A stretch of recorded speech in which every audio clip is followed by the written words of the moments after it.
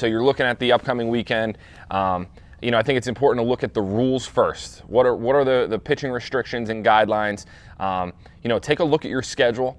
Maybe you're playing, 2 games on Saturday and then playoffs on Sunday.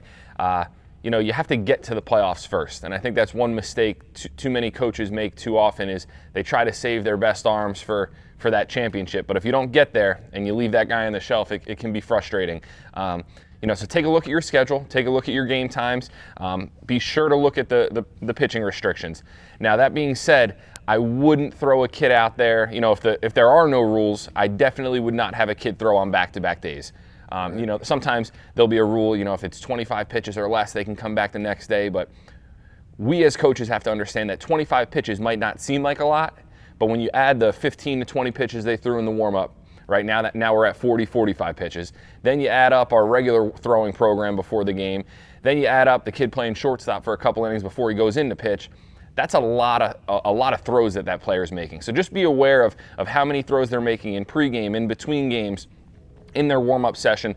Don't just count the pitches they throw on the mound. So I think, rule number 1 for us is we never try to go, especially this early in the season, back-to-back days for younger players. I think, do you have an age on there? No, we didn't have an age on there for Coach Jason, but take a look at the tournament schedule.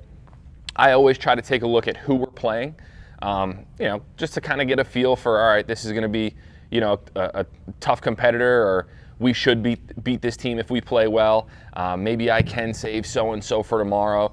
But I think, first tournament, you want to throw out, some good pitchers and try to set the tone for the upcoming year. You got to understand that teams are going to the further you get into tournaments, the less and less arms every team's going to have, right? So you got to get there first and hopefully figure it out once you get there. I've been in championships before where we go out for ground rules and I introduce myself to the other coach and they have no arms left either. And that's just, you got to figure it out and throw somebody out there that really hasn't pitched much. But you got to get there first. First tournament, go in there, have fun with it. Check out the rules, check out your schedule. But definitely be cautious in terms of pitch counts and how many throws your players are making in between games.